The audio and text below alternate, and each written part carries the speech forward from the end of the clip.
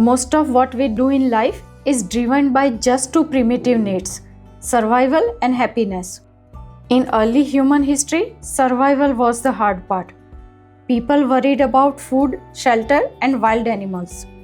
But today, for most of us, our survival is secured. So naturally, our focus has shifted entirely to happiness. And here is the strange paradox. We live in a time with more options for enjoyment than any generation before us. Entertainment, travel, food, relationships, it's all available instantly. Logically, this should be the best time in history to feel fulfilled.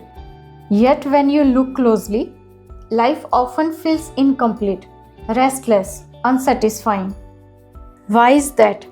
Why does having more often make us feel less? Today I am going to show you exactly why that happens using a simple law of economics, and share the one thing that most beginners miss about the spiritual journey that fixes this problem.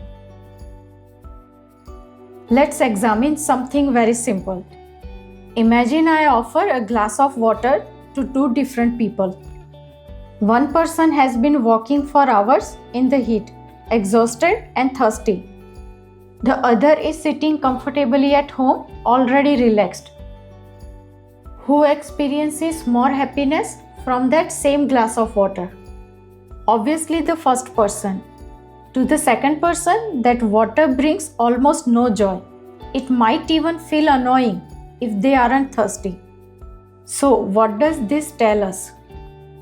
It tells us that the happiness did not come from the water itself. If the happiness was inside the water, both people would feel it equally. The joy came from the removal of discomfort. Now replace that glass of water with your favorite food or drink. If that object truly contained happiness, then eating more of it should give you more joy. But instead, after a point, it stops giving pleasure and can even cause discomfort. This isn't just philosophy, it's actually economics.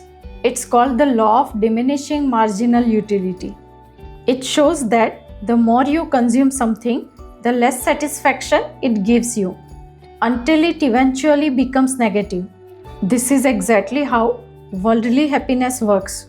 To feel happy through objects, you must first feel lack. You must feel dissatisfaction. Which means happiness and unhappiness are actually two sides of the same coin. You can't have one without the other. Now some people might say, so what? Isn't that just life? We chase the highs and deal with the lows. But here is the problem with that strategy.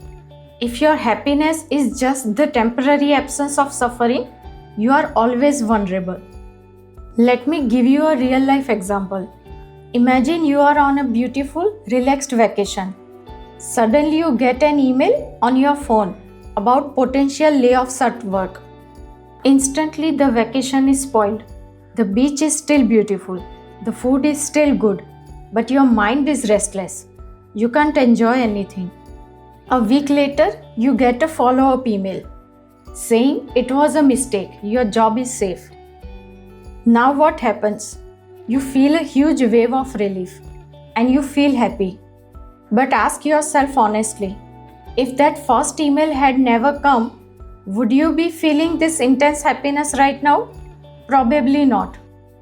You might have felt sad that the vacation ended and you had to return to work. So what changed? Nothing external improved. You did not get a raise. A problem was simply removed. The pattern is clear.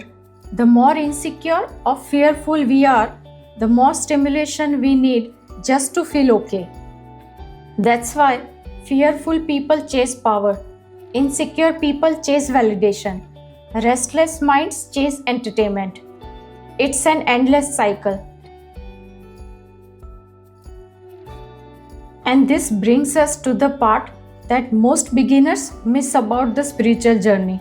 When people start looking into spirituality, they usually try to add something to their life.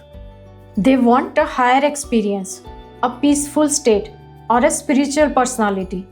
But Vedanta says something very different.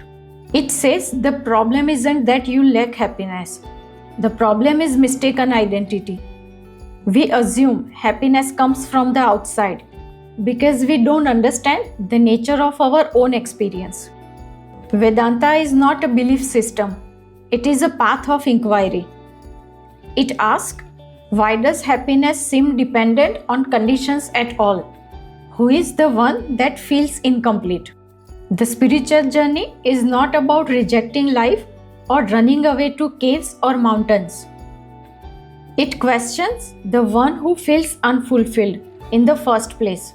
You shift from relying on objects, outcomes, and situations to understanding yourself.